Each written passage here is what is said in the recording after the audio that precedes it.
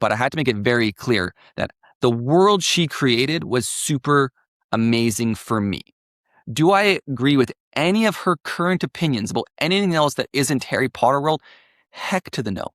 Like, to the honest answer, like, it kills me that someone who created such a beautiful, magical, amazing world I grew up with, and I'm teaching my son about it, and I'm building about it, I'm reading about it, and I'm loving it so much.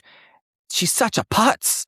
Like, I'm just gonna say it. Like, so no, do you think HBO really cared what she said? Nah. And if she had an opinion on it, would we had these castings? Nah. Like, I'm just gonna call a spade is what it is. Like, it sucks, but yeah.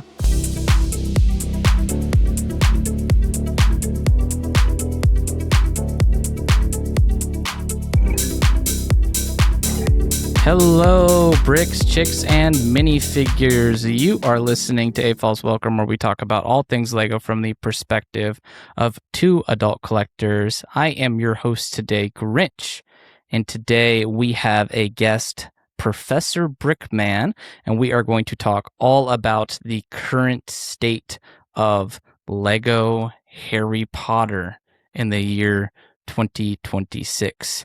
With these larger evergreen themes, it's harder to do just a proper theme review. We will get to the very nitty-gritty, the set specifics in the future, but today we're talking more about just the overall feeling, the vibe, some of the statistics, what's next, what's working well, what's not working well, what we'd like to see, sort of thing within Harry Potter. But before we get to that, as always, time to start the show, banter over some bricks, and I have a couple of announcements. First, next week I will be taking a break. I will be coming back the following week. Things will potentially look a little bit different upon my return. So if you are really enjoying the existing logo, for example, I don't know, get that enjoyment in while you can on this episode, because things might look a little bit different in the future here. So just heads up for that. This week I built the Luigi standard cart, or I think it's the mock cart is the technical term. Amazing set. Just an amazing set. That and the Mario set were just fantastic sets overall. I mean, the shaping of the set, the cart itself, the character design, everything about it is just second to none. It's one of those sets that you build, there's so many cool techniques, you just appreciate the system of Lego itself when you're putting it together. There's so many times I was like, oh, that's cool, that's neat, look at the shaping of this set. Just really, really a phenomenal set. So I just wanted to say shout out to the designer of this set, because it's really just a wonderful set. And I couldn't find the designer's name online, so I'm going to try to find it more, because I wanted to give him a shout out. I wanted to see what else they had designed. I assume they also did the Mario one, but just a treat of a set, really. It looks so good. It's clean. The way that everything comes together is very different. There's not a boring piece on the set, sort of thing. It's fun, it's interesting, it's colorful. It just hits every single button for me. The back wheel, you turn it, the little flame spin. I also was just kind of getting caught up on some building, because I'd been so focused on my mocks. I've been so focused on unpacking the collection. I've got a few other things I need to set up in the Lego room, but I wanted to take a break with those sort of admin tasks and build some Lego sets, because that's what it's all about at the end of the day. So I built the Luigi set. I also built the World Cup crest. That was just a fun little like $20 set. I have been enjoying watching the World Cup. Go Team USA, of course. And I just wanted to get a World Cup set. So I got Messi because, in my opinion, he's the GOAT. I built that a few weeks ago. I shared that on the show, and then I also wanted to get the World Cup crest, because it's here in the States this year, and I wanted to remember that. And fun little build to say the least. No stickers on it, which is nice. I also built the Da Vinci flying machine finally. Just a treat of a mechanical build. Like, you really feel like your Da Vinci back in the day, putting together this kind of rudimentary flying machine with just the basic Lego bricks, which was fun. And then I built the Da Vinci gift with purchase as well. So I had a little bit of kind of a theme building week, if you would, of the Da Vinci stuff, the high design sets. And then I finished it off with this wonderful Luigi. I mean, just a top 20 set for me for sure. It doesn't necessarily go into the top 5 of all time for me, but I think it has to be in the top 20. It really does. Just, there's a lot of Lego sets these days, so top 20 is a very, very, very admirable place to be on a list. So that's kind of what I've been up to. Like I said, there will be a slight rebrand coming here in the future, so if things look a little bit different, don't be too surprised. And then, we will be on a break next week as I work on some things with my regular job, and we'll be coming back fast and furious as we always do. So that being said, let's go ahead and move over to some exciting Lego news. Exciting Lego news. So last week, not a lot of news. This week, a ton of news. So let's just get right into it. We have Lego Insider Days coming. That's starting on the 7th through the 12th. So if you're listening to this on Monday, when this episode releases, it will be live the next day. If you're listening to this in the future, just disregard. We have items like the Serpent gift with purchase, the Lego Ideas gift with purchase that won the competition, the Ideas Sea Serpent. It will be available with the purchase of $180 while supplies last. There will be some sales, and then there will also be the Lego Airplane set 5010053, which will be available during that time for $100 or more of City, Creator 3-in-1, and Friends. And this is a set that was originally only available at airports that had a Lego brand store. You could get this set exclusively there, so it'll be available as a gift with purchase. So kind of an interesting way to get this set to a larger audience, of course, if you're not by a Lego store, because I'm sure it was kind of expensive on the secondary market. So this will be a cool little gift with purchase, but again, that is limited to City, Lego, Creator, 3-in-1, and Friends. So we also had Ideas ET officially announced. We had some Halloween sets revealed. The Lego Formula One British Grand Prix, there was a Lego built car parade that occurred there. The Creator 3-in-1 Red Panda was revealed. The Technic Ducati Desmo 450 MX Factory set was revealed. 2 new botanical sets announced. Wawa Wee Woo, we have the Lego Star Wars buildable Boba Fett, which was built by and designed by Boone from Lego Masters, or Boone Builds, as he's known on social media. And then we had the Lego Ideas Hidden Secret Building Contest announced.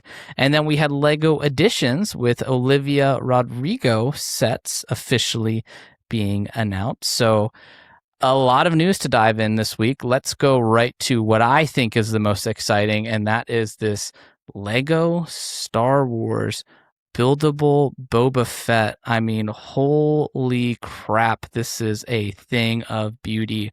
Wawa Wee Woo, they are cooking something over at Lego with this. I think it looks phenomenal. It's very similar to the Iron Man that they did earlier this year. It's a brick-built Boba Fett. It is not like some of the buildable characters they've done in the past where they have specially molded heads or large specialized molded pieces on there and they look more action figure-esque.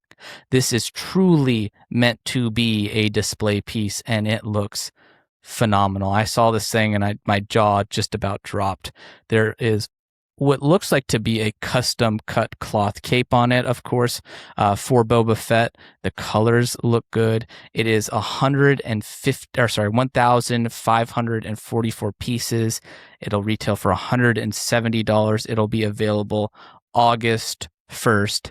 I do think it's notable that there is also a UCS quote unquote style plaque here for Boba Fett, as well as a Boba Fett minifigure that comes with the set. So there's a little bit more to it than just a stamp, but the arms look like they're posable. You can set them up in different postures, different settings. The hands, it uses that newer kind of, I want to call it a finger piece, but they use it in like the mechs a lot for the hands, the fingers. It's like a bar with a clip that's kind of hooked.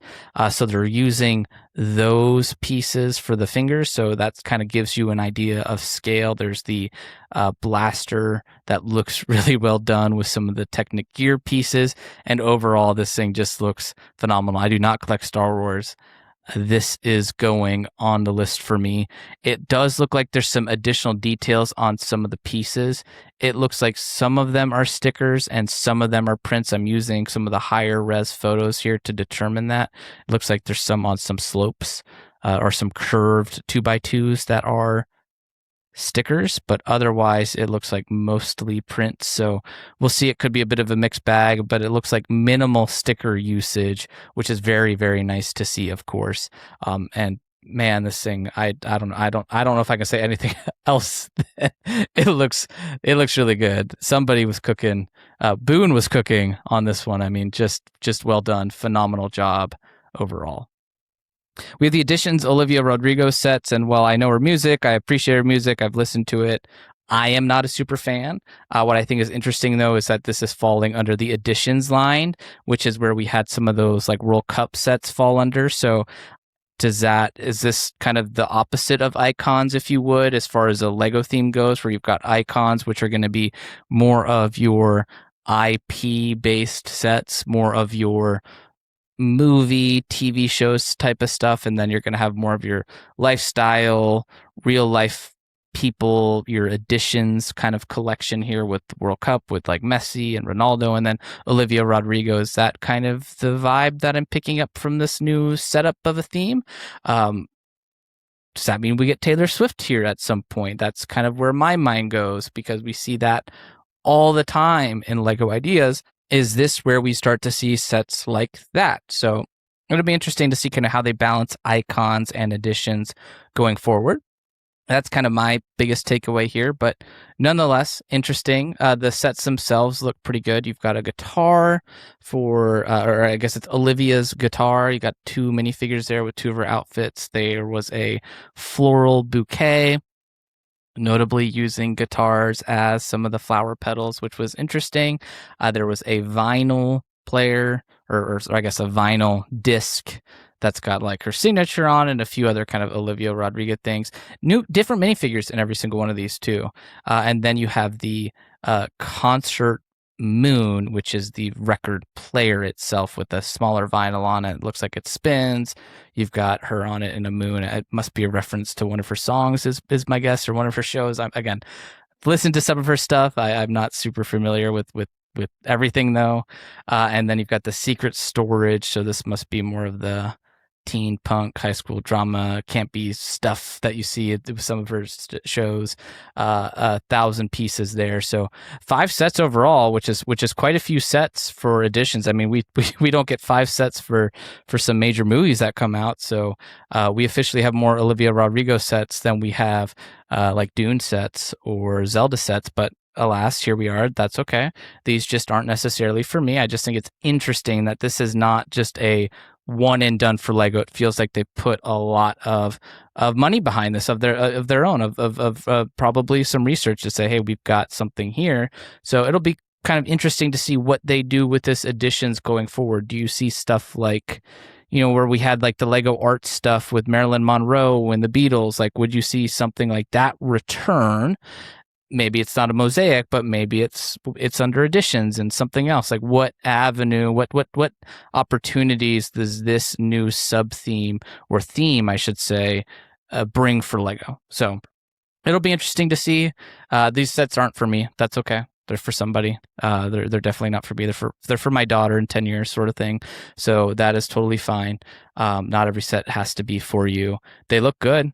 The sets look good for what they're trying to capture. A little kind of modern record player that looks good. The guitar looks good. The bouquet is a little bit out of left field, but it also like looks good from a botanical standpoint. It looks different enough, and so that is the Olivia Rodrigo announcement. It was leaked quite a while ago, so we're finally seeing those sets. Lego Ideas has started a new building contest. The grand prize will become a future gift with purchase. The premise is to create something that has a hidden secret, whether it's a puzzle or something in plain sight. The maximum piece count for this build is 250 pieces, and the hidden element must be findable. So more information on that on the Lego Ideas website. We had the Creator 3-in-1 animal here with the red panda. I know somebody who's going to want that set, most notably my wife, who loves red pandas. So that's cool to see them continuing kind of the sub-animal theme. This one, I think, is notable because it's smaller, right? We had the giraffe that was like $80-$90. We had the rhino, I think that was $60. The horse set was $60. This is $30, so it's a little bit smaller. But still another buildable animal. For how small it is, it looks pretty good. The shaping of the face is good. It's cute like a red panda should be. It looks like there's a little bit of articulation in the legs. The alternative builds look pretty strong too, with the little goldfish, or I guess it's technically a clownfish, and then a little owl, kind of ground owl type of burrow owl. So overall, really, really strong set. You get a little piece of ground and flower and what looks like bamboo that comes along with it. And then lastly, I just wanted to talk through the two new botanical sets. We have the hanging golden pothos. Sorry, I'm going to say that wrong. I'm not a botanist. That looks good. It's bringing back, or it's got a lot of the ratcheted gears in it from a Technic standpoint, and it's using that to kind of capture it hanging out and draping out of the pot. So that looks really good. Different kind of diversity of plant that we've seen within the botanical lines, which is always nice to see. It's just something different. It's not just, hey, this is a daisy and this is a purple daisy. It's something totally unique for the botanical set. I think this looks good. I think this will be a good seller too, because it's one of those like flowers are seasonal, but this is a house plant. It seems to me that a lot of house plants sell pretty well with this sub-theories. It also has a nice little pot and then stand for the pot that looks good. So overall, this is just a good looking Lego set. And we had the dark floral arrangement, which is very interesting in my opinion. You've got a lot of dark, deep purples here, dark green colors, dark red, and black flowers. So this kind of has got this Halloween-ish vibe floral arrangement. So it'll be interesting to see how well this one does, because it looks a little bit different and kind of out there. I think it looks unique and cool. There's some nice flower petals. It uses some dark red shields to create, I think that's a peony. I just am not a flower person. And I apologize, but there is what looks like a black upside down umbrella on there as well. So kind of just hitting all of those strides that you like to see within the botanical sub-theme. And so that's really the news. We had quite a bit of news. There were these Halloween sets. Of course, there was E.T. The E.T. looks solid. I think it's what we expected. This one was leaked a little bit ago, so nothing really to kind of cover there. Insider Days is coming. I think the set promo set list is out there if that's something you want to find. It was a little bit lackluster, but overall, ton of news. We're kind of getting to the end of summer and the winter here, when we're going to start to see those August 1st of sets either announced like they were or soon to be announced. You'll get some September sets, October sets, and then the bigger sets at the end of the year here announced. So I'm sure there's a lot more news coming, but overall, not a bad batch of news here to kind of start off July. Today's topic. All right, so this week we are discussing the current state of Lego Harry Potter in the year of 2026. It's amazing. It has been not 25 consecutive years of this theme, but it has been 25 years since this theme was first introduced. And to discuss this with me, I've got Jessie, also known as Professor Brickman, guesting on the show today, who is a Lego Harry Potter fanatic expert. I mean, you got professor in the name, so you're smart. Smart to put professor in the name. And there's the word brick, so like we know you like Lego, so there you go. But no, welcome to the show, Jessie, and just quickly before we get into Harry Potter, let's talk a little bit about the professor. How fitting, right? Because we're talking about Harry Potter. A lot of classes, a lot of lectures, a lot of teachers, a lot of professors in this universe. So, welcome to the show. Thanks for having me. Yeah, Professor Brickman's been kind of what folks have known me by. I'm actually a teacher as my full-time career. So I originally started content that wasn't Lego, and I went as Professor Craig as my thing. And then when I switched my content from more teacher content to Lego, I was like, I need something that's more Lego efficient, but kept the professor and pushed off to Brickman. So that's kind of where that molded itself into. And then, yeah, because of Harry Potter, I mean, I would love to be a professor at Harry Potter versus where I teach. So, in the Hogwarts there. So, yeah. If you could be, what would you want to teach? Sorry to this is such a personal question, throwing you on the spot here, but see, I've been asked this before. So either it'd be okay. Defense Against the Dark Arts because it just seems super interesting. Okay, but then I'd also want to coach the Quidditch team. I feel like I really want to teach Quidditch because obviously sports is a big part of my background. So I think those would be the two. But I mean, if they hired me as the janitor pretty much or the caretaker, I'd probably take it still. So just anything. I mean, look, it's a competitive job market out there. You just got to get your foot in the door sometimes, You got to start from the bottom and make your way up to headmaster at some point. That's right. That's that'd be a nice story. Rags to wardrobes, if you would. Netflix story for sure. Maybe even HBO. Maybe HBO will be all over that. That'll be, instead of having a proper ending to the seventh season or whatever, however they're going to split it up for the new show, they'll just be like, you know what, these characters are just going to say something and they'll be appearing in the new spinoff with Professor Brickman. Perfect. I'm playing myself. No one gets to play me. We're good. I'm just waiting for the murder mockumentaries to make their way into licensed themes sort of thing that. Right. There's a market there and it is going to happen one of these days, and it'll be a sad day when that does. Right. So I am not necessarily a Harry Potter expert, but I was there when the first Harry Potter sets were on the shelf. I worked tirelessly to earn up enough money to go buy the Hogwarts castle, and I can shamefully say it is in a bajillion pieces in my childhood collection somewhere, just sprawled out. I tried to build it a few years ago, and after I got through finally finding the right piece after 5 hours sort of situation within all the pieces. Yeah. And finding 6 chewed up pieces, I was like, this just isn't worth it. It's just not worth it. No, it would not. And it's all tan probably too. All the tan colors look the same, just blends together. That's right. So I do have some history with the theme, but what is your history with Harry Potter, with Lego? How did you become an AFOL? Is Harry Potter your favorite theme? What's your favorite set? Let's understand Brickman first. So I didn't have Lego as a kid. It wasn't because we couldn't afford anything. It's just I was super heavy in sports. So hockey and basketball were huge. So I was trained. You were cool. Yeah. You were cool. Yeah. I was like Zac Efron in High School Musical before Zac Efron was Zac Efron in High School Musical. Just not rich. So when COVID hit and I couldn't coach, I couldn't play endless stuff. I walked past a Lego store and the giant Hogwarts castle was built in display. Mm-hmm. And I've been a Harry Potter fan outside of Lego from the beginning of time. That was the first book series I read, stuff like that.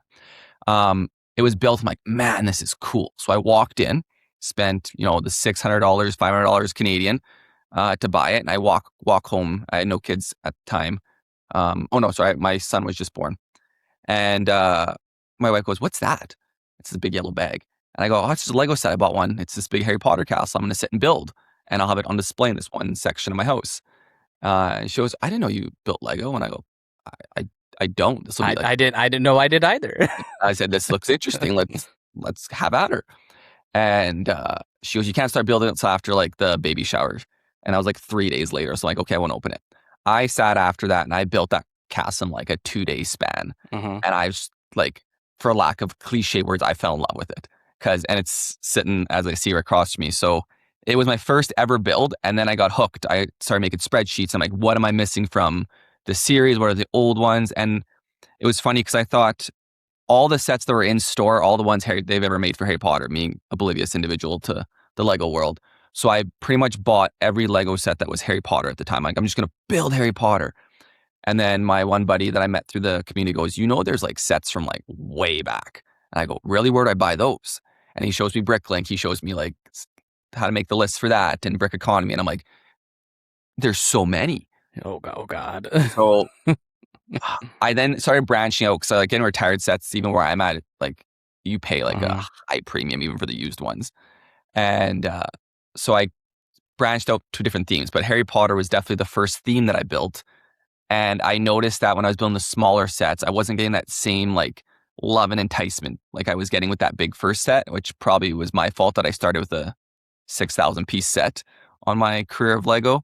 So then I started chasing pretty much any big build that wasn't Star Wars. I'm going to just say it a lot. I've never built a Star Wars set.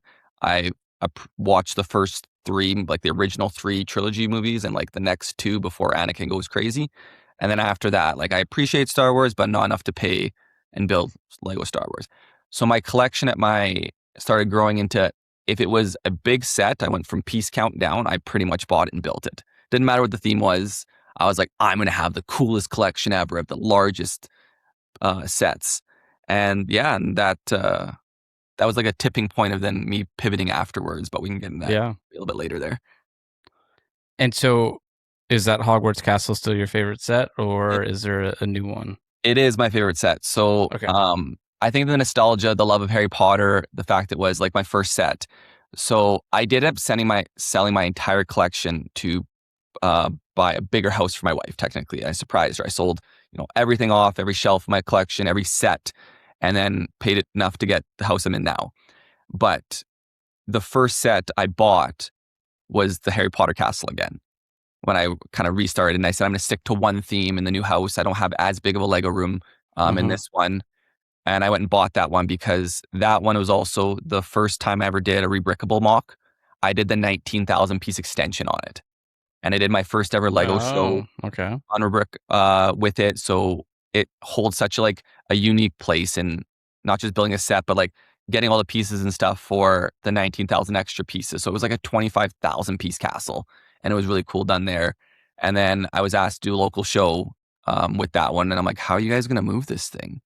Like, it's huge. Like, it took up a good wingspan. Like, oh, we've done this before. We've moved bigger stuff. But like, I'm like, okay. So our lug here came, wrapped it, did everything, brought it to the show. I get a call like an hour before I'm supposed to go to the show. And I was at work. They're like, hey, we took a sharp turn and the tower snapped. Oh. In the dead middle. And I'm like, what? So I'm like, I get there and it's like dead in the middle of the thing. And I kind of prop it up and I kind of jimmy rig it so like you can't see it's broken and kind of replaced it on the side there. And then after that, that's when I sold that one because I was like, I don't have the love or patience to take this apart again and rebuild 25,000 more pieces from like, it was pretty shattered in the middle. But yeah, when I bought the new collection, I told myself that I don't want to rebuy everything I sold, but that was one that I'm like, yeah, like for sure. I gotta have we it. bought like 3 sets, but that was the first one. What were the other 2? Diagon Alley, the big one. Okay. And at the time, I think I'm trying to look around here right now. Might have been 1 or 2 more. Okay, so Diagon Alley was at the time Gringotts, which I hate that they made it a separate set. And what was the other one in here? Oh, the big Hedwig. So like the UCS sets that were already out there. Because I told myself that's how I'm going to focus the collection now a little bit. Instead of when we talk about like the replicas of every set, I'll kind of discuss more down the way here about kind of my plan as we went through this one. Well, and not the intention of the episode to talk about this, but You've got me turning here. And I joke sometimes with people because they're like, oh, how do you spend so much on Lego? I'm like, well, I can kind of always sell it, and you may not get every dollar back. Like this is not a plug to go say, oh, go invest your collection. Like No.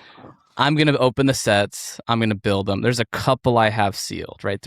And those are already promo sets. Like I'm not opening them, but you can retool. I've retooled my collection before, kind of like you're saying. Like when I first started collecting, I went off the deep end a little bit, like everybody does, and I was like, well, I'm gonna collect every minifigure from Lord of the Rings, from Harry Potter, from Star Wars, and so like I started this Star Wars journey, and I got like a quarter of the way through, and I'm like, what am I doing? Like I'm burning myself out. I'm burning my wallet out. Like so then I turned around and I sold Cloud City Boba Fett, and I did make money off of that.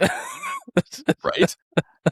And I found with mine, like when I started that collection of saying like, hey, I'm going to buy every big one. And I was building them all. Like I never keep anything in box. For me, Lego is not an investment that way. It is, I need the enjoyment. I need the calm. I need the build. Mm-hmm. So I noticed that I was chasing the next set, not enjoying the build when I was trying to find every big set. If you name the set, like I had the Ghostbuster Firehouse, Apocalypse Berg, like all those grails that people had, I chased them. Every single modular from like the cafe corner down to like at that time, I think it was the bookshop. So I owned every single one of those. Like it was to the point where I was like, hey, my checklist, what's the next one I need to buy? And I was losing the enjoyment of like the build, and the excitement of the chase was more important to me than the build. And I'm like, that's not what this hobby was supposed to be meant for me. So it was such a nice reset to say, you know what? I'm done. I'm going to delete, reset, and I'm not going to give up Lego. I'm just going to be smarter and enjoy every second of it. And when I get the next set, I get the next set. I never really need to get it on day one unless there's a GWP I want to like sell, because I sell all my GWPs. But like right now, it's like, it's more calming. And I find myself being more creative and enjoying it more than the chase. And I'm seeing a lot of AFOLs that are now blowing up at Instagram and YouTube and TikTok. They're the ones who are just buying Lego hauls because they have the bang in the buck and they're just showing them off. And then like views, stuff. And I'm like, but like, where's the creativity more? Where's like, I don't think you're even having fun. Like you're just plastering out content at this point. Yeah.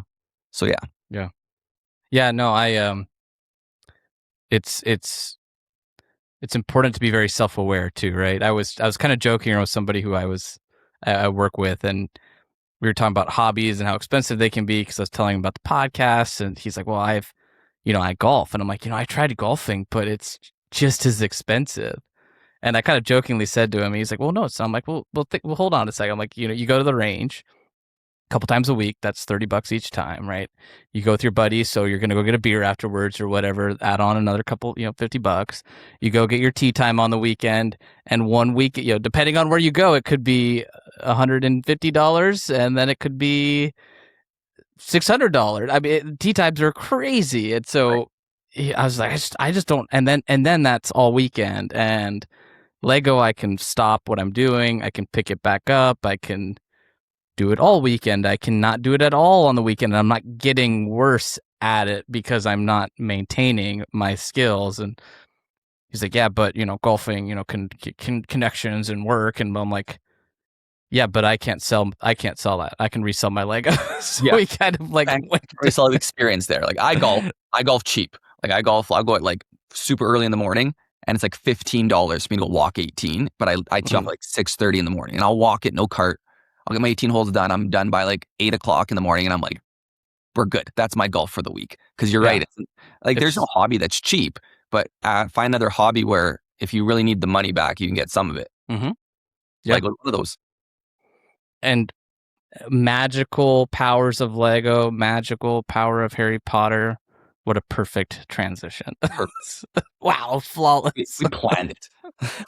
It's like the listeners don't even know what happened. We just moved right into Harry Potter all of a sudden, and they're like stopping in the car, and they're like, wait a second, we were just talking about golfing and selling collections, but now we're talking about Harry Potter. So, Jessie, Professor Brickman, I have defined Harry Potter into 4 eras, and I didn't know this before the conversation, but I actually got out of my dark ages about 2016, 2017, and my wife is a big Harry Potter fan. And so shortly after that, Harry Potter was reintroduced as a theme. So I like this because I'm approaching it a little bit differently than you are, whereas you were 2020 COVID getting back into the theme. I was a few years earlier, and so I kind of feel like I've gone through the Harry Potter cycle once or twice while it was on shelf, which I think can be a little bit different experience because I know exactly what you're saying, that feeling of being overwhelmed. I think every AFOL feels it, where it's like, wait a second, I really like this CMF of this cowboy, and then somebody's like, well, did you know they had a Western series in the 90s? And you're like, what are you talking about? And you're like, yeah. Don't tell me these things. Exactly. It's like shut up.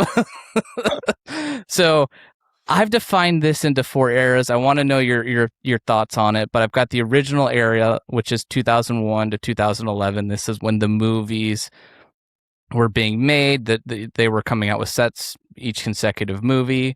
And then interestingly enough, with this theme specifically, we have a dark age of a pretty substantial time, about 6 years, 2012 to 2018. There was no new Harry Potter sets. It essentially was on rest, put into the vault sort of thing. And then in 2018, with the Fantastic Beast movie coming out, they released 2 Fantastic Beast sets. I guess, was there Brickheads too, or was it just the 2? I think there was Brickheads. If Okay. I remember correctly. I think there's like Grindelwald one in there and like a Newt. And maybe some Dimensions sets too. So maybe a little 2 system sets on the shelf that you'd call a Lego play set. Yeah. And that rebooted the entire Harry Potter theme.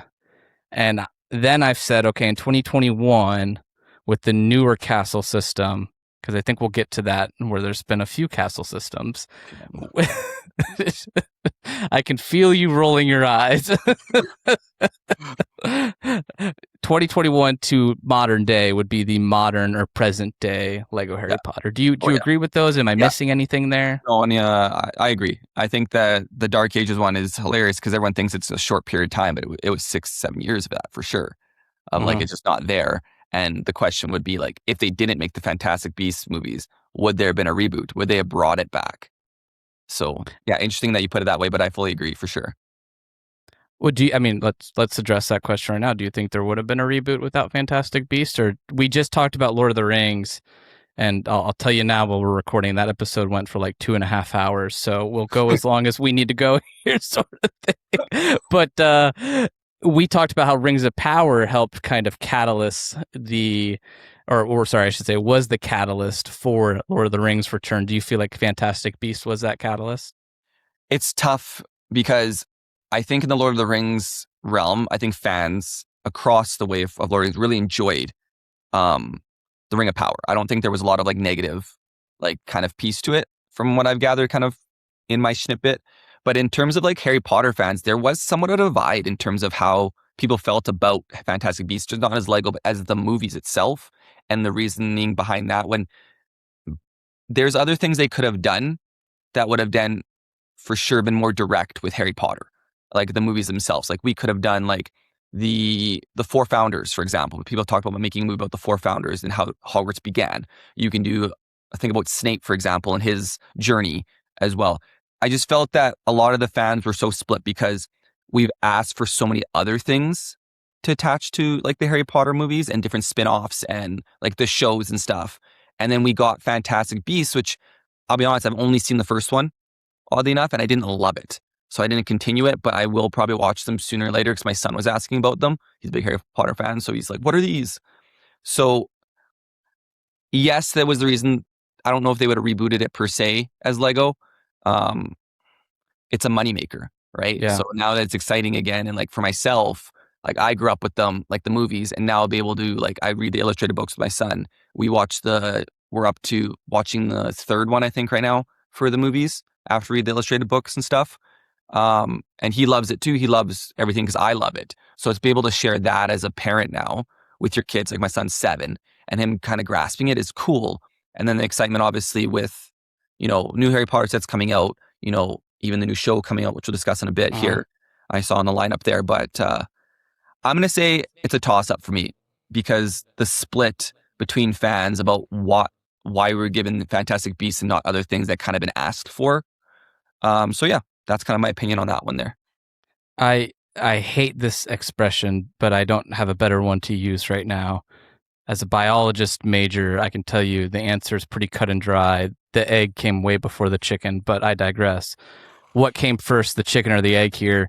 If you look at modern Lego and icons, I think if we didn't get Fantastic Beast, we'd probably be in this world where it'd be more similar to Lord of the Rings, where it'd be like, hey, here's Hogwarts Castle, but it's not Harry Potter, it's icons. Yeah. And then next year, hey, here's the Sorcerer's Stone collection of like the Hedwig one, right? And here's this, and you'd have your Diagon Alley, but it'd be under icons, and then you'd have maybe one or two display pieces. I don't think you'd have these full wave, because I think it was really Harry Potter and then stuff like Jurassic Park, Stranger Things that came along when this kind of came back. Yeah. And in each, I used those specifically because it's 2018 time period. You had Stranger Things Upside Down House, you had that Jurassic Park gate, and you had the Harry Potter castle. And they were like, well, wait a second.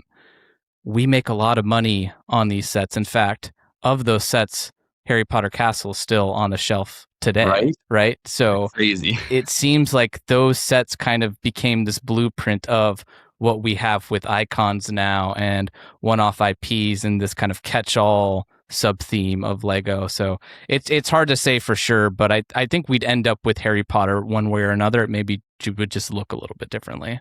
But I think one of the things with Lord of the Rings, though, and I think I've heard this quite a few times, like Emily was talking to me about it recently, is like, you guys miss having play sets, though, in your theme. Like, every time they come out with something like Lord of the Rings, it's huge, it's pricey, it's massive.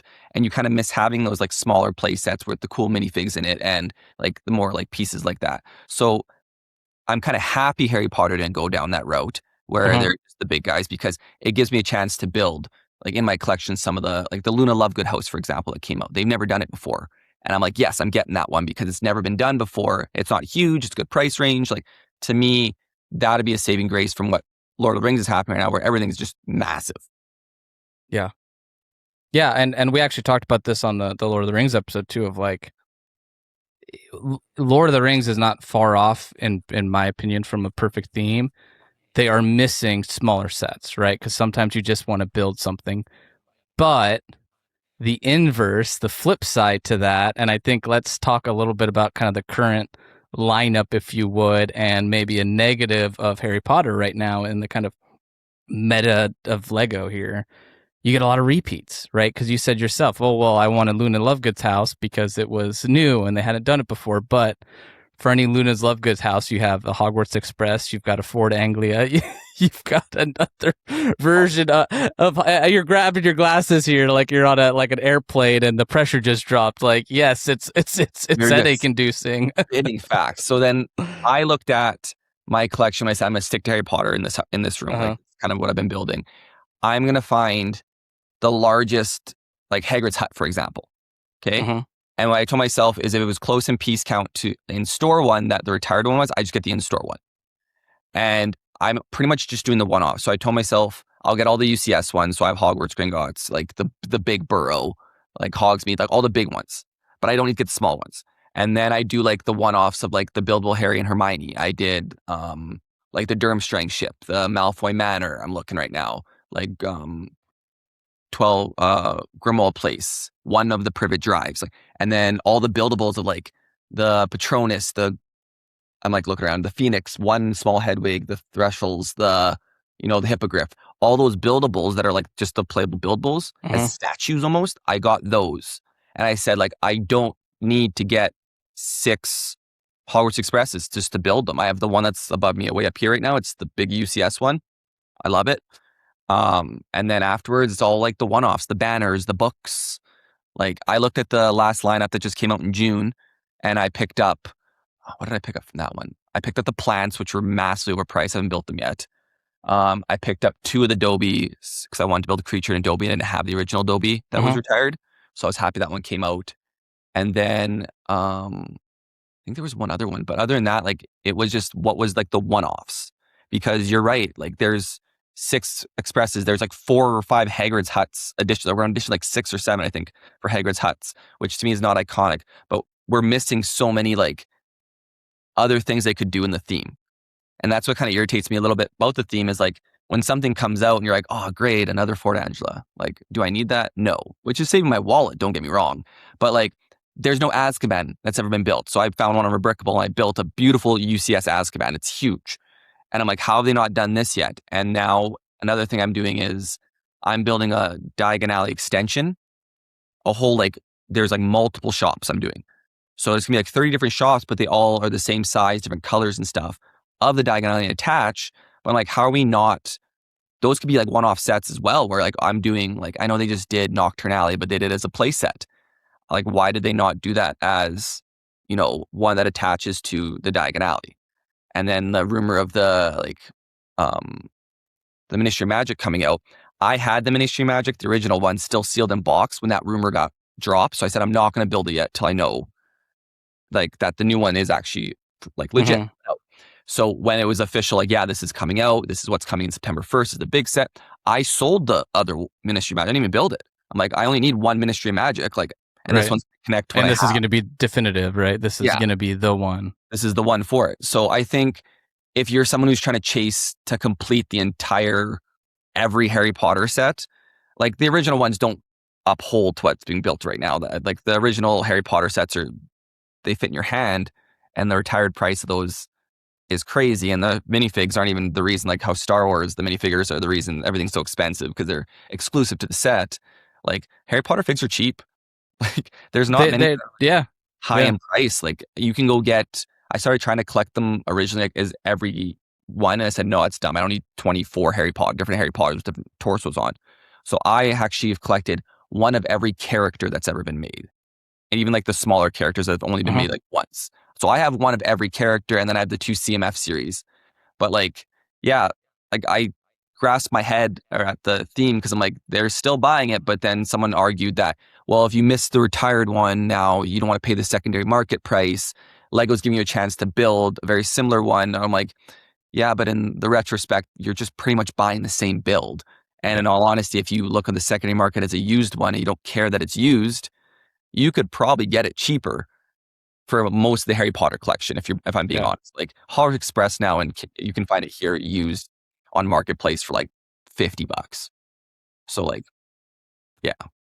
I've got so many follow-up questions for you here. I started writing them down because I was like, I want to get to all these. I said, I told you I could talk Lego Harry Potter forever. The Hogwarts Express, a bit of a hot take or controversial take or what have you. I've always really liked it. I've always been a fan of it. And but that's not the sentiment, right? I think the general fan sentiment is that it was a disappointment. The issue with the one that I have, like the UCS one, is that specifically, the issue we found is that why didn't they make it compatible with being able to put on a proper track? It's too big for a regular track, right? Yeah. In terms of width. So all my guys who love trains were excited when they said, oh, a big train's coming out for Hogwarts Express. I'm going to put that in my train collection. And they have trains that they move, and they have their city that's just strictly like a train station. Yep. Well, the train people got upset because this train doesn't go with other trains. But to me, the nostalgia of the big one and the opening of each door, and like you have the iconic moments throughout the entire series of like the main stuff that happened on Hogwarts Express. They did such an amazing job for a display piece that I love it. But all the other small ones are the exact same build together. This one is the most unique one that's above me. You can't see it in the screen here. But I built one of the ones before this one came out, and I actually really disliked the build. I felt a lot of it was hidden, and by the time you're done, you're just plastering big plates on the side and calling it a day. The big one up top is one I probably would take apart and rebuild, and I don't usually do that for sets. So I actually really love that one. Well, I think too, like we've talked about scale. We've done an episode on it. There's a lot of math involved, and just to Cliff Notes version of it, either the minifigure is twice as wide as it's supposed to be compared to a human, or twice as small. Yep. So there's no good. You're either doing something that's too wide or too small because a minifigure does not scale to a person. No. And you see this kind of plague Lego as a system. System's phenomenal, by the way. You talk about the math of the system and everything. Oh, I yeah. was just enjoying. I was putting together the Luigi cart, and there's a part in there where you got two clips that clip together perpendicular to one another, and there's a bar going through. I'm like, what? Just what a like. Stop. Just Right? enjoy Engineering this for a behind it, moment. right? And you enjoy, like, that's what you mean. I enjoy when I build stuff like that. I'm like, man, that's cool. Like how they did that. That's so, Yeah. and that's me nerding out. And I had people who, like, my wife doesn't really build, but I'm like, you got to check what like they did here. And she looks at you like, why are you so hyped about this? And I'm like, okay, sweetie. Like, you still get, I love, like, they just did something that your mind's like, this is, but look, like, you're not getting that they did this.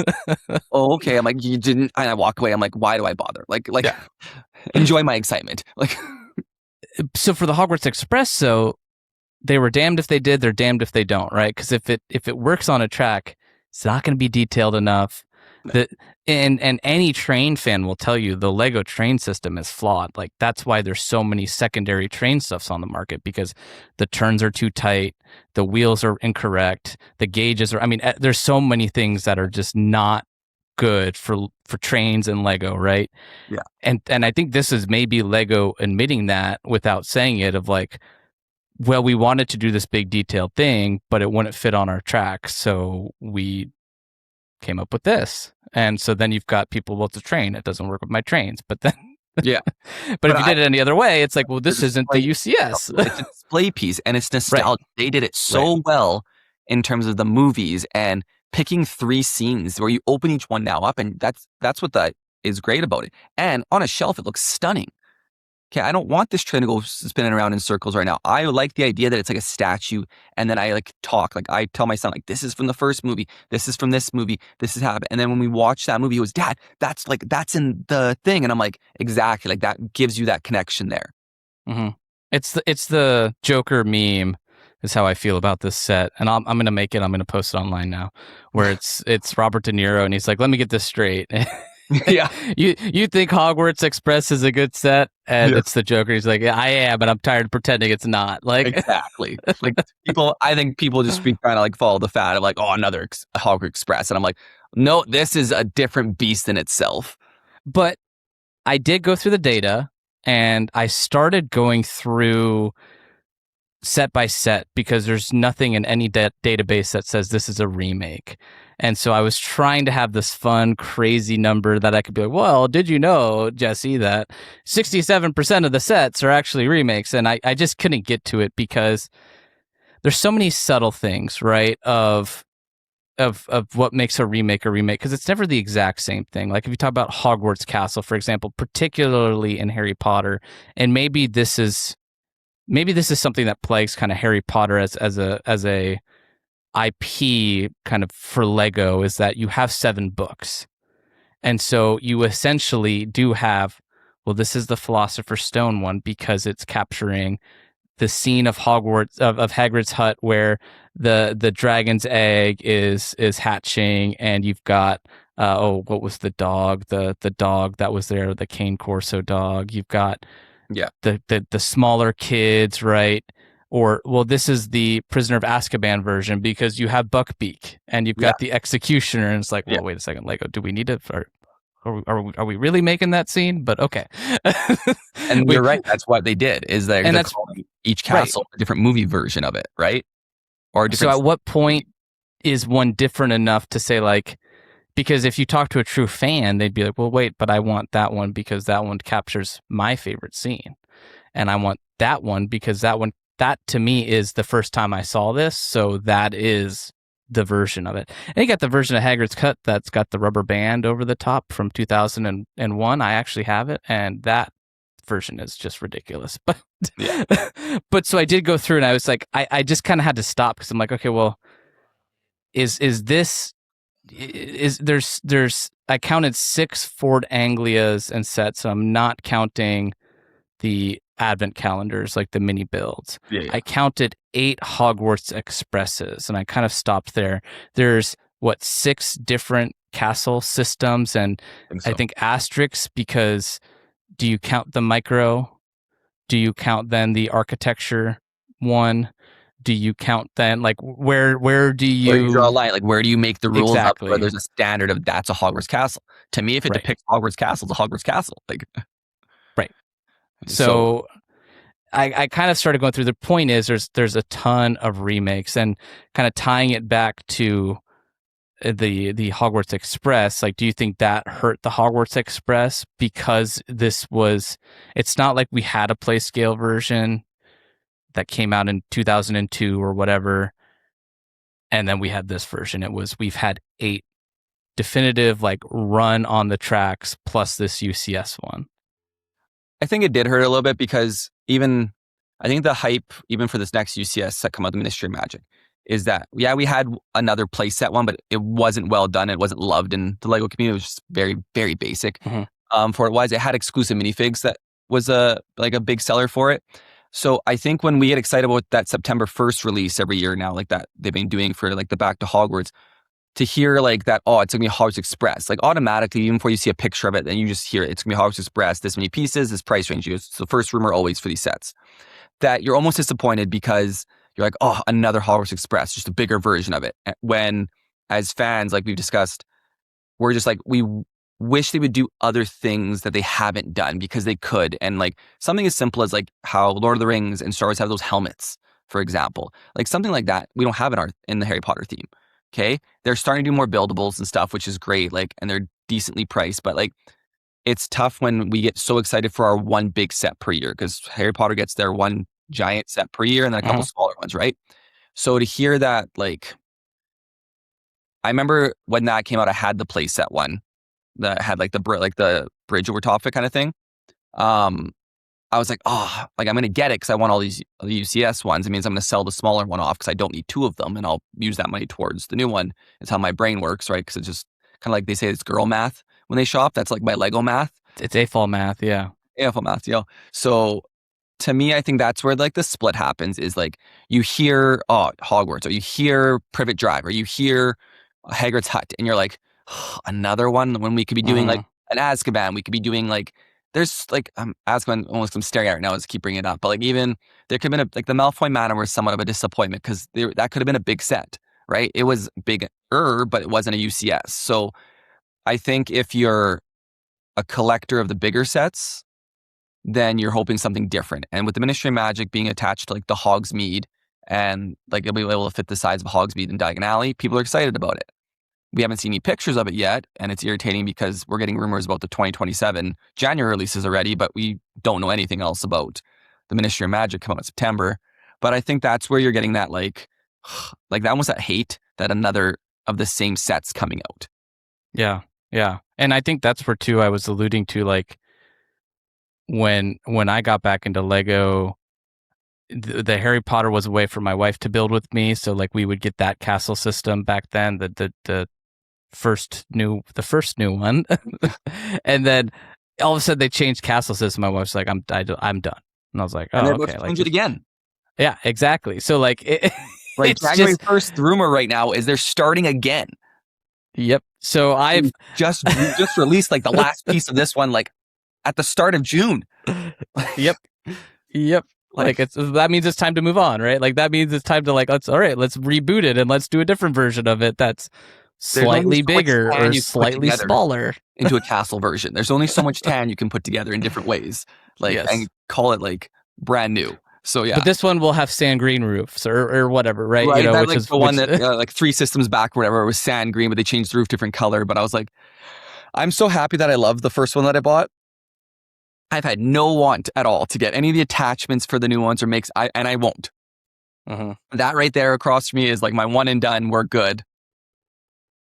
Very nice. Yeah, and I think that's I think that's very important here, and you've navigated it well as a Harry Potter fan because it can burn you out a little bit, right? And especially, I mean, I collect all the Marvel. I was collecting all the Marvel sets for a while because I had them all. After my 5th buildable Spider-Man, I'm like, what's the point, you know? And so I've gone to just the minifigures because, like, you know, sunk cost fallacy, I guess. I don't know, but you know, that's easy to maintain. But like, I don't need another 4+ Thanos versus somebody or Iron Man versus somebody. or heck, Iron Man versus Thanos, because that's been the last 4 of them, and they're $50, and like, yeah.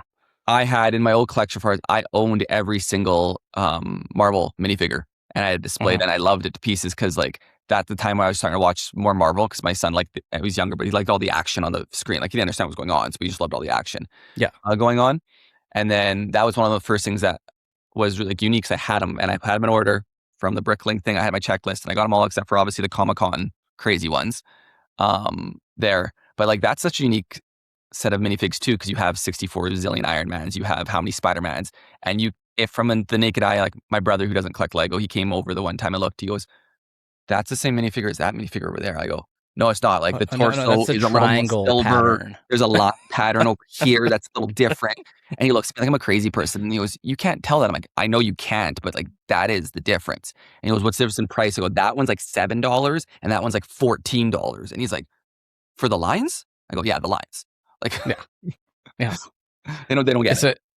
It's important to take a step back, right? And not what you did. You sounds like you're a very supporting husband and father, and bought your family a nice new house. I had a motorcycle at one point, and when I lived in the city, it was like going to be $400 a month to park the dang thing. And I'm like, okay, after 6 months, it's going to cost more money to park this thing than this thing's worth. So I sold it, and I bought my wife some diamond jewelry with it. See? And we know what to do. She was my girlfriend at the time, folks. So if you're looking to tie the knot, I'm just saying you got a playbook right here, right here on AFOLs Welcome. You started, I'm continuing it. Like we got this. So I will say we're a little negative on Harry Potter right now. The good part of this, right? And again, I intentionally kind of put the Lord of the Rings one a few weeks ago and then this one because they couldn't be more different, right? Lord of the Rings, you get your one UCS set and maybe a display piece, and you're left wanting more. With Harry Potter, you get your one UCS set, a bunch of other stuff, but the result is the same. You're still left wanting more, right? And so just having those other sets doesn't mean it's a good thing, and not having those sets doesn't mean it's a good thing. You're still sitting here going, it could be perfect if this and this, right? If we had more new sets every year and less remakes in Harry Potter, it'd be great, right? It's approachable. The sets don't get too crazy expensive. I would say some of those Hogwarts systems are kind of worthless because they're not the current one, and if you don't collect it, you're just collecting the current one. But we don't have to get that deep into things. But the good here is that you do get a lot of sets, right?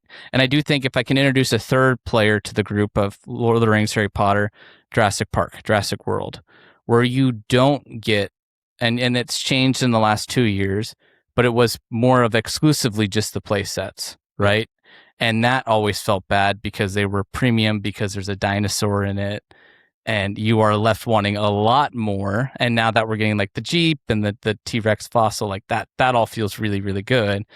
But I'm curious what the future is for that theme. For the Jurassic Park theme? Just in general, like how do you feel about like kind of Lord of the Rings versus Harry? Like where would you rather be on that spectrum of only play sets to no play sets?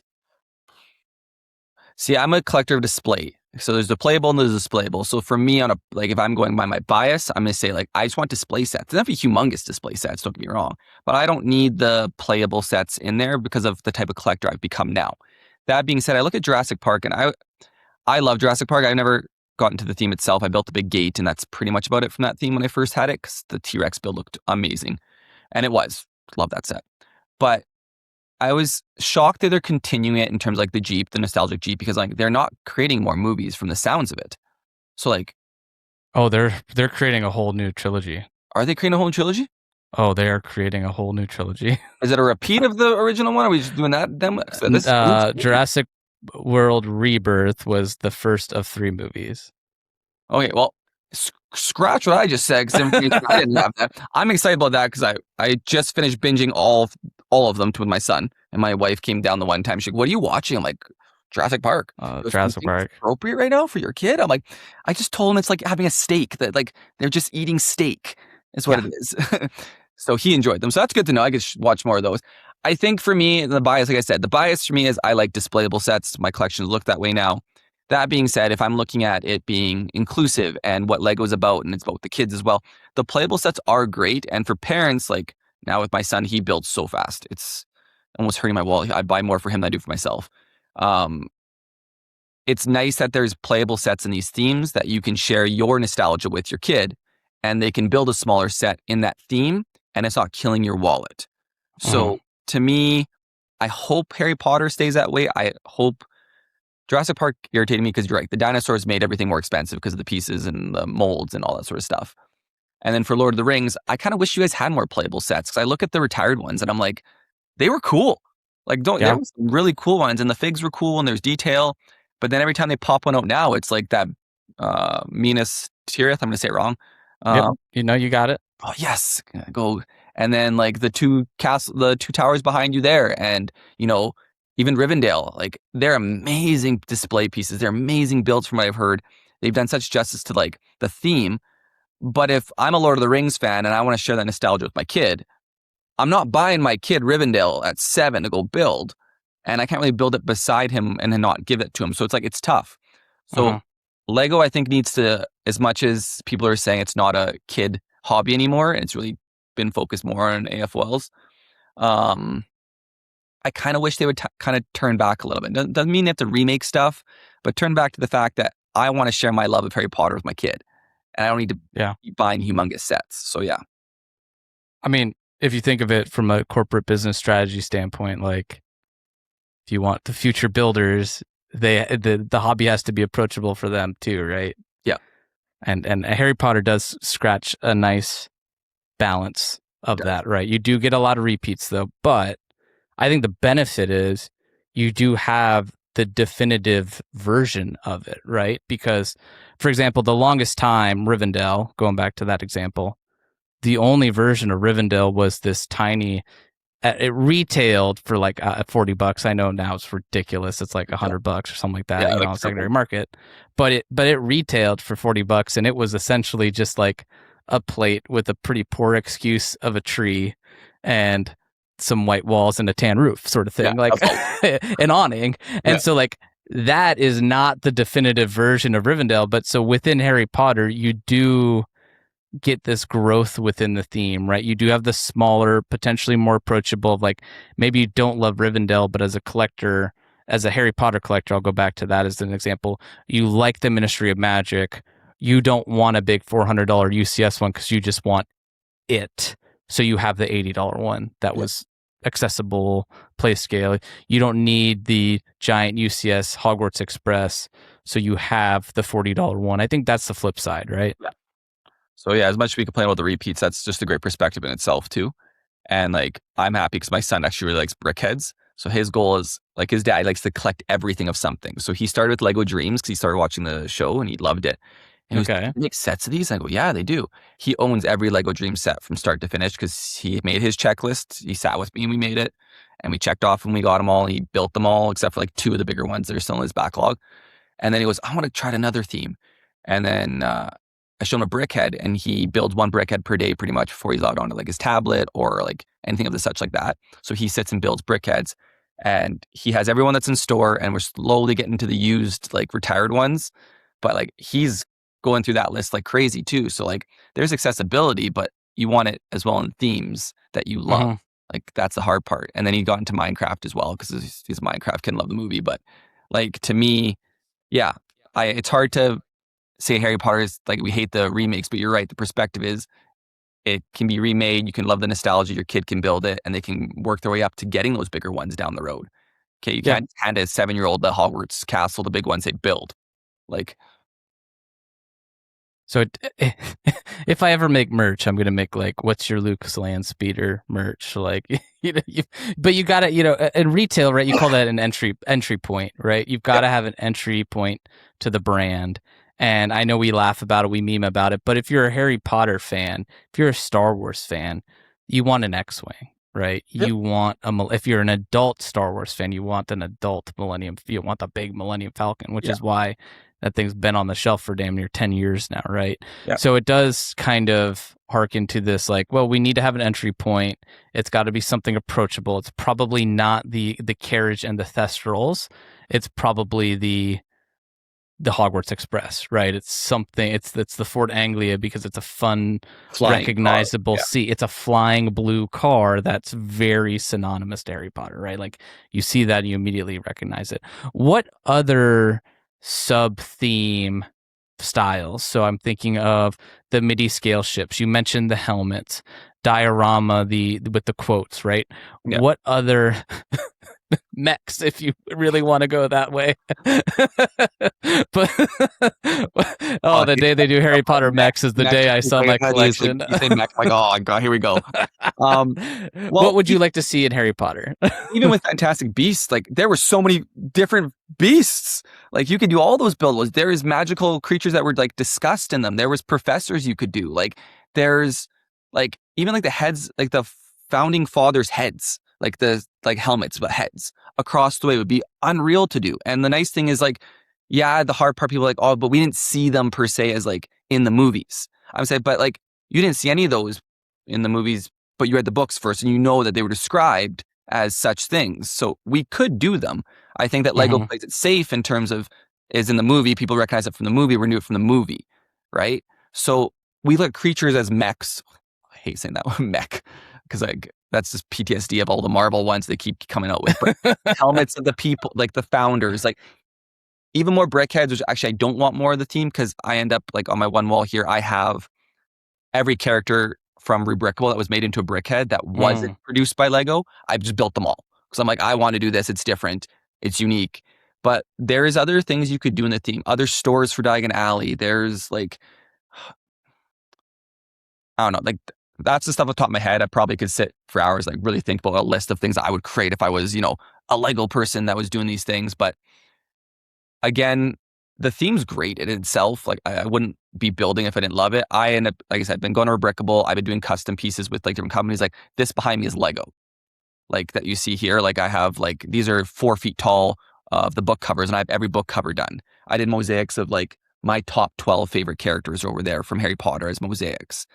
So the artwork stuff would be kind of cool to start doing that. I did like a sorting hat art piece with mosaics. So even bringing some mosaics back, I know haven't been a big theme that Lego's been dropping a lot of lately. I remember when the Batman one came out before and there was the alternates to build to that. There was the Iron Man one. There was like the Marilyn Monroe, the Beatles. They kind of stopped that. But I'm like, with these sub themes, you could definitely continue those. And there's people who really love to just casually build Lego. And there's people who do those dot art. Yeah. Color by number. Good entryway into Lego as well. As like they see these like, is that Lego? I'm like, yeah, like I built 25 NBA characters a year ago out of Lego dots. And it was crazy to see how realistic they came out. Right. So like that's another theme, sub theme for all these sub themes is why aren't we doing more mosaics? Like people do love them. Like, would you not do Lord of the Rings ones and have them as art pieces in your house? Yeah, I remember the Hogwarts crest, and I really liked that you could either do the giant single crest of one of the houses, or you could do all 4. Yeah, right. I have the giant one on the wall on this side of me right now because I just like it's huge and looks beautiful. So I almost then bought 4 more and then put the other ones around it. But then I was like, that's a lot of money on just mosaic.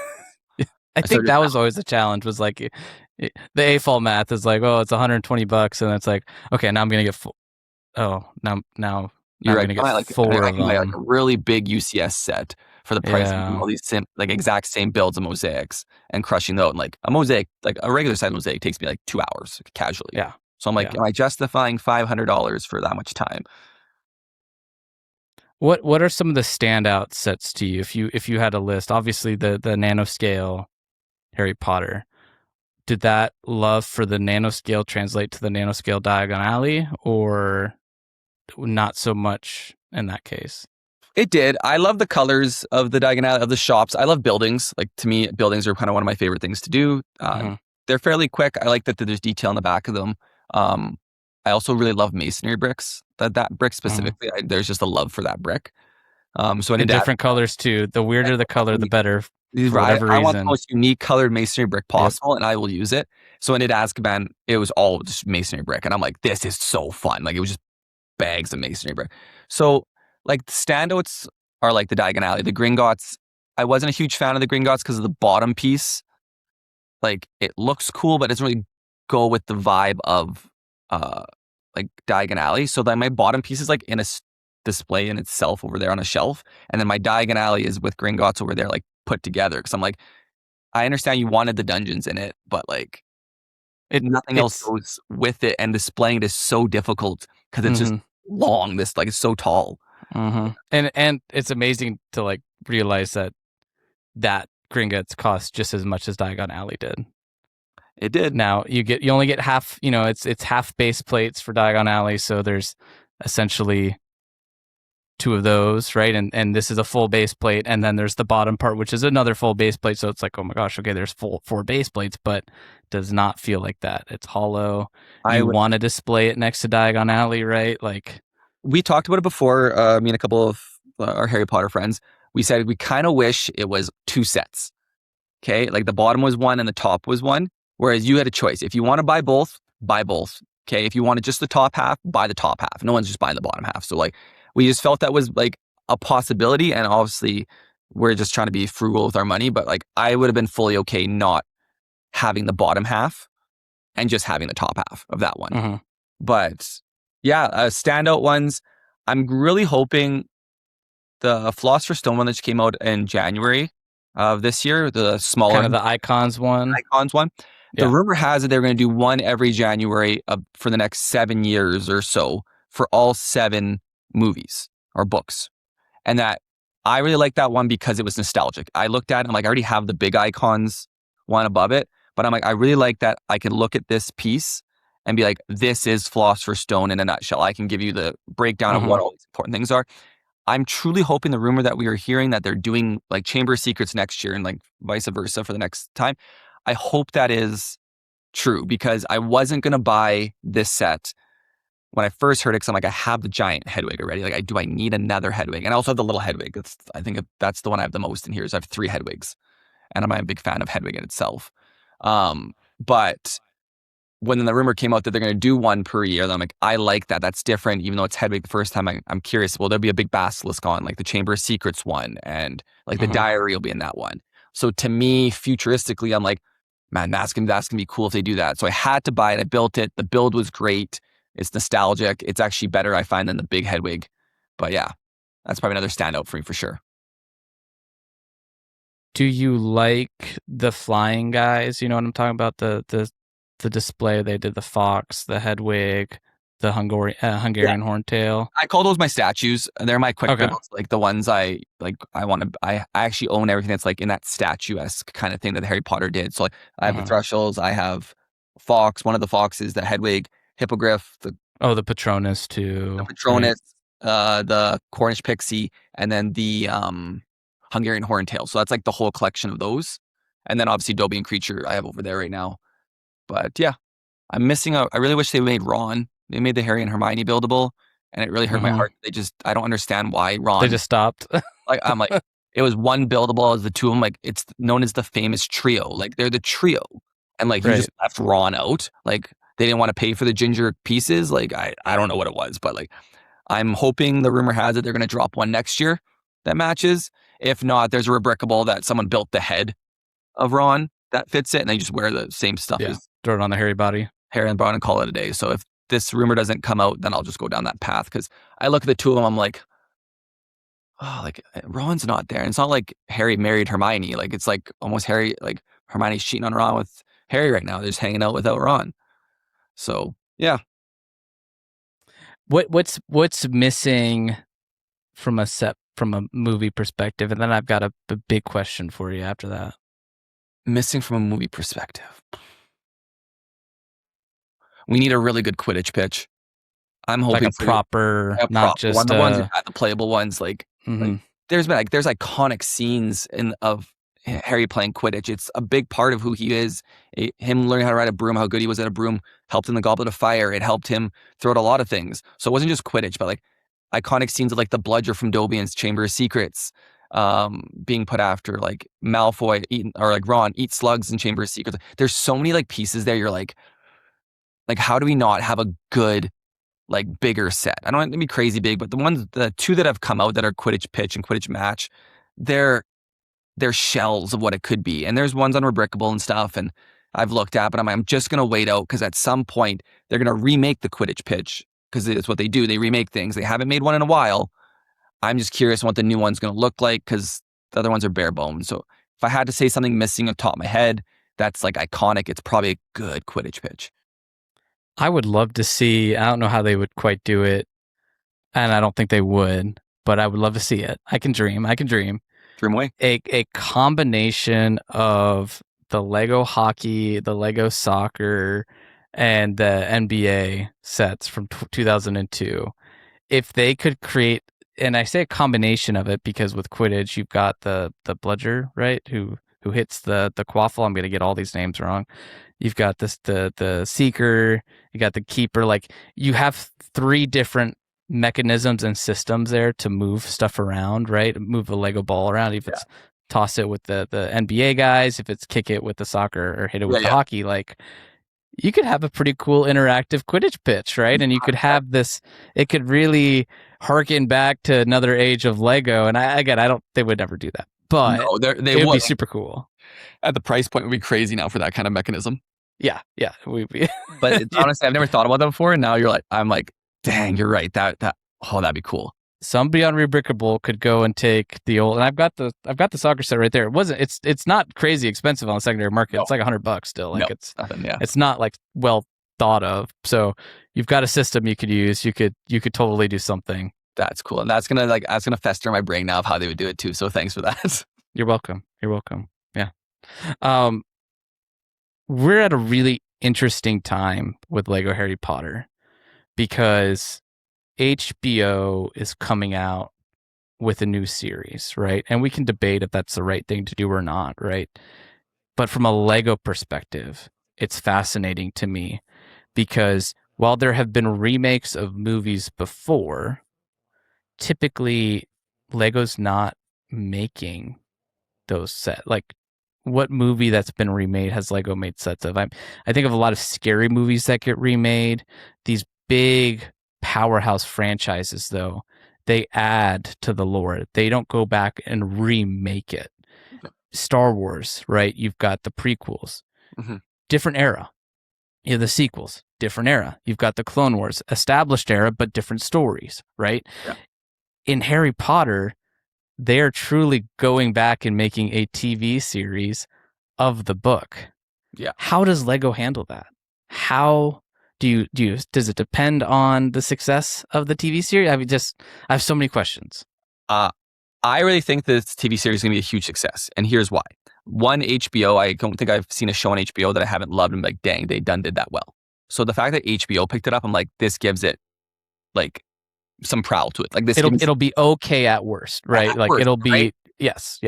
So that to me, I think is why it's successful. The trailer they dropped for it was unreal. Like it got me so nostalgically hyped, but it gave me like 4K resolution kind of like vibes. It took my like childhood and said, now we're here. Even though I know it's going to be a remake, like I'm excited because now I'm going to be able to watch that first time around with my kid as well. So like to me as a father person, like father figure or whatever, I can now go and be like, this is what I watched. Here's movie 1. Now we're going to watch every week. We're going to watch one episode per week together. And we're going to sit down and do that. And then we're going to see it. I think it's going to be more detailed from what it is. Because I think it's like 8 to 10 episodes per season, I think is what the HBO usually does, give or take, for each one. So imagine taking the first Philosopher's Stone book and not missing a beat now from it. Because we always complain about, taking a book, turning into a movie, you're going to miss things because you have 2.5 hours, 3 hours to jam pack the important stuff in there and the dialogue. Now you have like 8 hours to do that in a span of 8 episodes. You're going to get everything you missed from the books and that you loved books that you wish they would put in the movies in this one. Now for Lego, here's where it's going to get unique. So even casting, for example, we look at what Hermione Granger looked like, for example, in, the movies as Emma Watson. Okay. And now we have, and I can't remember her name, now it's bugging me, but the new Hermione.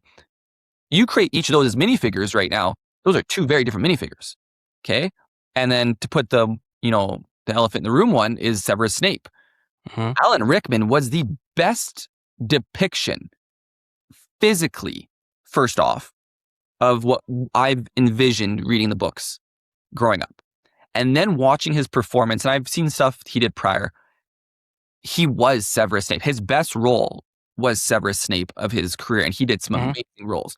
So I'm not knocking the casting of the new Snape, but they have a big set of shoes to fill in terms of that role. I know that's been like talked about in terms of the why did we cast, a person of color in that role when in the book People have been talking about that? so much. Like What? what? I'm trying to be like very much say it the way I can say it most, but to me, my only issue, and it's not because he's a person of color, is that in the books, he's depicted so specifically as a character. Yeah. Physically, I'm hoping he does a really great job in terms of like his acting aspect of it, because Snape always being an iconic role. But now going back to Lego, you're like, I have a Severus Snape minifigure right now. Looks just like Alan Rickman, okay, from the movies. Are people going to be okay having different looking minifigures from different, because they did a couple different ones for sure, not just because of color, but in general, of these new characters? Is that going to be a deterrent for some people? For me, it's not. This is a whole new realm for me that I'm excited to see what they do. If they come out with another Hogwarts Castle, will I buy it? No. Okay. But like, maybe this is a part now where we see Lego creating things they haven't created before. So like, maybe this is when Azkaban comes out, because HBO is a little more adult per se. And I think it's an Azkaban is the reason it hasn't really been built, is they see it as like the war, the dark, like that part of it, right? So with HBO picking it up, for me as a fan of Harry Potter, as Harry Potter Lego, as Lego itself, there's so many chances for them, this remake, to be amazing. And I'm so excited about it. I actually bought HBO for my TV package once I found out it's coming out. I'm getting this. I'm not missing it. Christmas Day, I'm like, kids, you're old presents. We're staying home that day. And like, that's what's happening. We are watching that as we go. As like a diehard fan. And my son's like, yep, 100%. Like, that's what we're doing.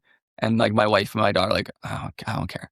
Like, cool. I was like, fine. We have more TVs in the house. We'll watch in the Lego room. We'll build a Lego set that day. Like, great. Like, but for Lego, it should be good. I'm excited to see what they do.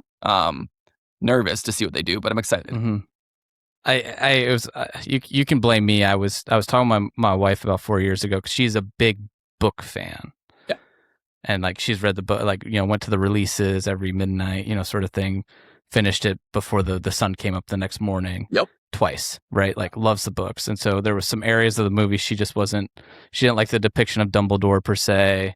There's other areas that she wasn't too thrilled about. And so I told him, like, you know what? They just need to do an HBO series. I literally said these words 4 years ago. I'm like, think about it. They could have, a quarter of the school year or an eighth of the school year per episode. You could have the Christmas episode that would be kind of the mid-season. Like, you could really tie into like the seasons of change and stuff like that, and help that be kind of a narrative arch. Because like, for whatever reason, everybody always thinks of Harry Potter as Christmas movies, either because they came out during that time or because there's just a Christmas scene in it. But folks, Jurassic World, same argument as a Christmas movie. That movie starts out, they're leaving the house for Christmas break, so it is officially a Christmas movie. But we could do a whole other podcast about Christmas is and is not a Christmas movie with me, and I have some very like hard no's. My theory about Christmas movies, just quick side note, is it if the theme of the movie isn't about the Christmas spirit, and is not a Christmas movie. If I could take this, like Home Alone, not a Christmas movie. I'm not gonna get going. I can get going, but like, anytime you want to have that kind of conversation, let me know. Okay, we will do. Let's do an episode on Christmas Lego sets, and we'll tie into there, because I've got some hot takes too, and I think we'd feed off of each other well on that one. It's one of those topics that for some reason just gets me riled right up. Like, I don't know why. Like, it just does. But there was something I heard when you were talking about it too. The going back to the Harry Potter, Alan Rickman. Do you almost think he was perfect, right? And so if the producers had gone back and just been like, okay, we just need to do this again. We got to catch lightning in a bottle twice. They're going to fail, right? So is it almost better that they just went a complete opposite direction of like, hey, we're not even going to try to touch that. Like, we're going to let Alan Rickman's performance, he's no longer with us, RIP, right? Like, we're going to respect that, and that will be his definitive performance of his career. And so we're just going to do a complete 180 with this character, whether or not it's correct or not. But that was one area that like they just couldn't touch. And then again, great perspective on that one as well. There is, why can't I remember? He was in Star Wars. What's his name now? Alec Guinness. So which one? Alec Guinness, the original Obi-Wan. No. Oh, he was a bad guy in one of the newer Star Wars ones. Black hair, looks kind of like a young Alan Rickman as Snape. Oh, it's gonna bug me now. Why can't I remember the actor's name? Oh, Kylo Ren. Yeah. Glover, not Glover. Donald Driver, right? Adam Driver. Adam Driver. Yeah, we got there. Okay. Yes. Yeah. Everybody, we know what we're talking about. His acting ability we've seen in terms of like in different movies, not Star Wars, but other ones. Yeah. He has fit the mold for me, not just physically, but I've seen acting in terms of whether he was asked and said, no, I don't know. Obviously, you don't know the insides and outs of it. But to me, and I want to make this very clear in the podcast, it has nothing to do with the fact that the person they hired was a person of color. It was such an iconic role in the series, in the books, in the movies, everything. Like Snape to me is a top 3 character. Without Snape, this doesn't happen. Like his storyline's amazing. I wish they would do a side HBO series on him as a kid, being in love with Lily all the way up to like being with Voldemort, all that sort of stuff, going to Dumbledore. Like that in itself in a 10-episode series, I would love. I'm a huge Snape fan. So my worrisome is not about the person of color. It's like you need to be able to depict exactly what Alan Rickman did at least 75%. Because no one's going to, I get what you're saying. Like, you're not going to catch lightning ball twice. I love that saying you just said. But to me, like, you got to come close with that character. You could have recasted anyone else pretty much. And to me, you could have recasted Harry Potter almost over Severus Snape. And I don't think I would have been as, like, about it, per se. I just think that you're right. Alan Rickman he embodied and he took J.K. Rowling's words and he just brought them to life because he is a great actor. He did look the part. It was all those great things. So you're right. Like, I'm excited to see what comes next because you're right. Maybe 180 is exactly what they needed because you're not gonna do it twice. We could be pleasantly surprised, right? I mean, I hope I am. Like, I truly are, and I know that was a big topic in the Harry Potter world when the casting came out, and even with Hermione being like also another person of color technically, even though she was described as like bushy haired, all this stuff. I think people were so stuck on the descriptions of a lot of characters from the books that they're forgetting that the way I pictured Vernon Dursley, for example, when I read the books in Petunia was very different than who they casted. Did that affect me greatly because they were minor characters? Not really. Okay. But when I read the books, I didn't picture those two the actor and actresses, but they did a fine job. I could see them now as like, when I look at those actors, I'm like, hey, that's Vernon Dursley. I don't even know what his real name is. Like, it's Vernon Dursley to me. That's Aunt Petunia, right? So it's tough when you read the books and now you look, you're like, that's what I thought, or like, that's not what I thought, but they did a good job. I'm hoping now I'm at the point where like, that's not what I thought, but he did a good job. I have maybe I have a tough question. Ask away. If this show was if the book was rewritten today, it could have been written this way, right? It could have. Oh yeah. And then I started thinking, okay, so if J.K. Rowling gave her blessing on these changes and said, no, this makes total sense, do you want J.K. Rowling's blessing on anything character related? Like, no. It's such an like, I want to be very careful with how I ask it and how it's answered, but like, do you give a crap what J.K. Rowling has to think at this point? Like, yeah. I'm just trying to think, like, what would make it right? Like, hey, if the books were written today, it'd be 30 years later, it'd be a very different set of characters. Like, that's pretty undeniable, right? Or it's my opinion. Maybe it's somebody else's, maybe it's not, right? It's an opinion. I fully agree with that. If it was written now, it'd be massively different in terms of what we're looking at, like huge. Like, so then I was like, well, if they worked with J.K. Rowling, I was like, wait, but would we want that?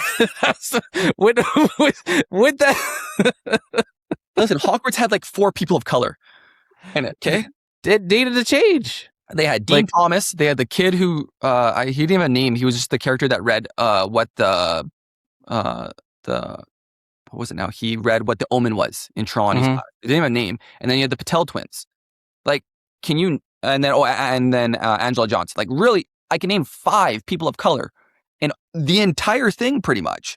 that were of kind of some substance to it. So you're not wrong. And at the same time, too, no, we wouldn't give a rat's toots about, what J.K. Rowling, which kills me. So I built that. I don't know if you've seen the thing. I built a giant mosaic on my one wall over there, and it was 5 things that influenced me growing up, who I am. So it was like, Kobe Bryant.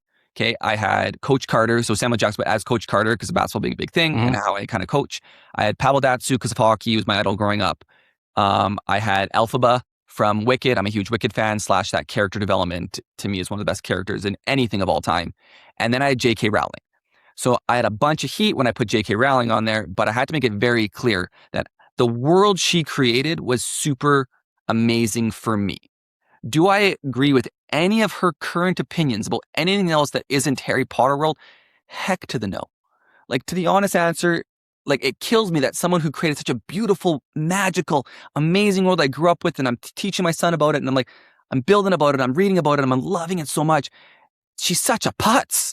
Like, I'm just gonna say it. Like, so no, do you think HBO really cared what she said? Nah. And if she had an opinion on it, would we had these castings? Nah. Like, I'm just gonna call a spade is what it is. Like, it sucks, but yeah. Yeah, it's kind of a wild world we live in with Harry Potter. So there is an avenue for change here, right? And I think I'm glad you're excited about the show. I think we'll see, right? What I think you got to give it a fair shot. And like I told my wife 4 years ago, for me to get more invested in Harry Potter, this is what I would have to see. And she didn't like the movies that much in the first place, just because she's more of a purist, right? It's okay, right? And so we're excited for the show too. But the Lego question at the root of it is, what do they do? What do they do? Because they've just never, and they've already flirted with this specifically with Harry Potter because there is such a big following for the books, right? With Star Wars, you don't have a book source material, so they do have references to the books throughout the sets. Yeah. Right? And so now it's like, okay, now you're going to have a movie, the TV show version, and references to books potentially. So it'll be interesting. I think it's if done well, it can be very rewarding for those that really enjoy the source material, because you've got a deeper reason to engage. What I hope, though, and what I think will still happen regardless, is we will see another version of Hogwarts Express. We will see another version of the castle, like is rumored. We will see another burrow. We will see the TV versions of these things. And at least they'll still feel different, though, or they need to feel different from the movie, but still feel like Harry Potter. Yeah, so that's going to be, Lego's going to be his toughest point there, is finding that fine line. Because, yeah, they're going to remake things. If they're remaking the movie or the books and movies right now to a show, they're going to remake the Lego set. They're just going to be a tinge different.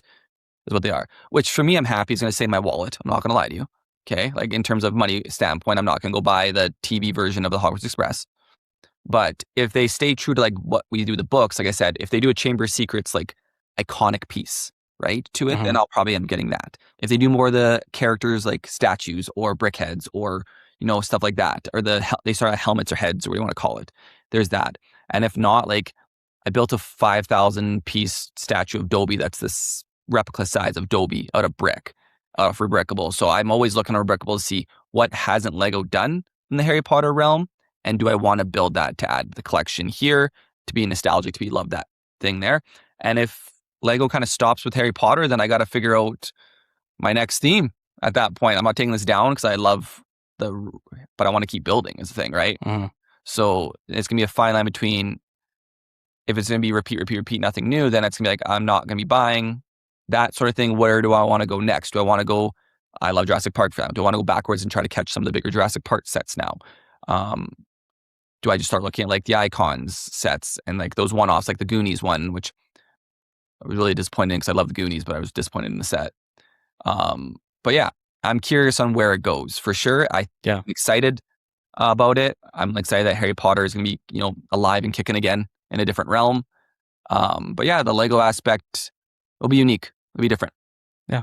And I do want to say we will have Mel from Lego Masters on the show not next week. I'll be taking a break the following week, and we will actually be talking about representation in Lego. And so I think kind of unintentional plug of where the conversation went today.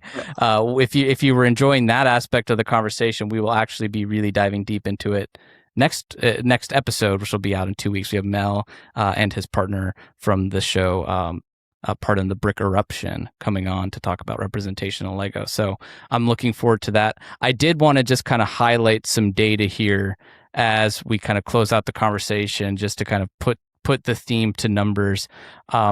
Typically, I have to clean up the data a little bit because there's some books, there's plushies, etc. If you got a $30 plush, it's technically in the database as one part.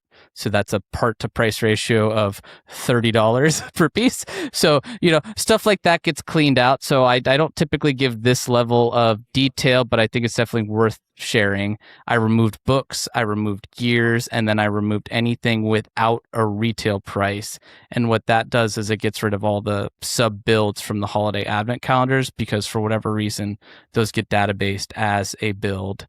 And then I also did a version with CMF and without, because the CMFs add, I don't know if you know this, Professor Brickman, you are a professor, so maybe you do.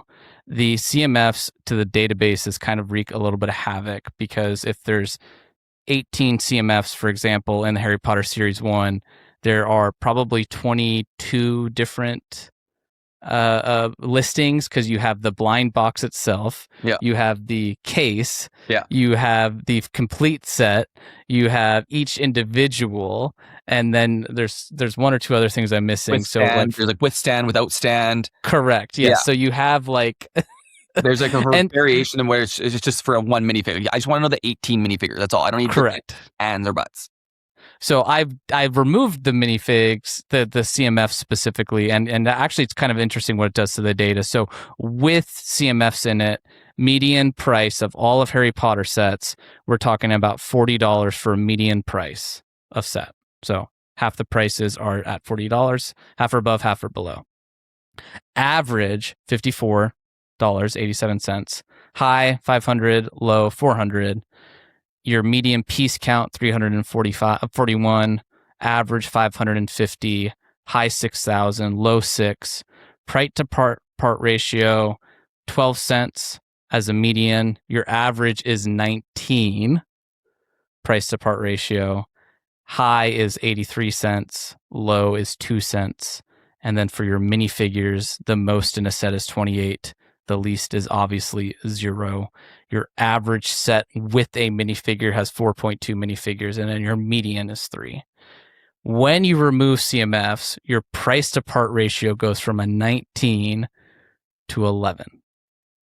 So that is the impact of CMFs. Your average piece count goes from 550 to 660. Yeah. So your minifigs per set on median go from 3 to 4 to 4, and then from average they go to 4.9. So that's kind of the overview of the data. Does anything kind of stand out to you there? Does anything feel weird or interesting? No, like you have to think that the big UCS sets didn't come out till recently. So like if you look back at all the bigger-ish sets from like the early days, they weren't a high piece count at all. And the smaller ones were like very small. Like you're talking like 40 pieces, right? What I like to see is that even with inflation, you really didn't go up a ton of piece count, price per piece count, which is great, especially with a theme that has an IP to it, right? So yeah, and because we have so many years here, I actually pivot the data through the year, and I'll post this on the Instagram with the ensuing stud stats post. But 2001, your price to part ratio was 13. 2002, 12, then 9, then 12, then 9, 9, 11, 13. There's a 2016, something's going on, it's 20. But then when you go to 2026, 11, 2025, 11, 2024, 11, 2023, 9, 2022, 10. So it's very similar to where we were from a price to part standpoint. Where you have a big difference is in your average retail price and your average pieces. So in 2001, like you mentioned, it was 208. Your average retail price was $27. In 2026, it's 745. That's your average. and your average retail is $85. So the price to part ratio is the same. Just getting bigger sets. Just get bigger sets. You're spending more money on them because they are bigger. So that's kind of the difference there, which is the story we see in a lot of these cases with these themes. You see the price to part ratio stay relatively consistent, but you see bigger sets with more pieces. Therefore, you're actually more money is leaving your hands when you buy the set, but you're getting the pieces at the same rate. So that being said, Jessie, thank you for joining us. Do you have any final thoughts on Harry Potter and its current state in the year 2026? It's going to be magical. So I'm going to say it's going to be magical. Have high hopes and see what goes on with the HBO series and with Lego. And obviously, again, thanks for having me. I can talk Harry Potter, Lego, and Lego all day. So appreciate you having the time to chit chat with me. Yeah, absolutely. I think too. It's when I first was approaching this episode, I was kind of rolling my eyes. I'm like, I'm going to talk about repeats a bunch. It's going to be the opposite of the Lord of the Rings, but it really does feel like you've got a really strong foundation of a theme here. Yeah. Some really good sets. And unlike the Lord of the Rings, where you're left wanting more because of lack of sets, here you're left wanting more because you do have a few repeats, but that core of what you're still getting is very, very good. Yeah. And that's where they're very similar. It's just slightly different in that case. So I'm excited too to see like just what Lego does and how they handle this HBO series, because it will be a very interesting question, not only for Harry Potter, but if we ever see a remake of something in the future that Lego currently covers. So for sure. Well, thank you for coming on. I will link your Instagram and socials in the description as always. And you are welcome back anytime, my friend. Awesome. Thank you for having me. Brickmail. All right. So thank you again to Jessie or Professor Brickman for coming on to the show and talking about current state of Lego Harry Potter.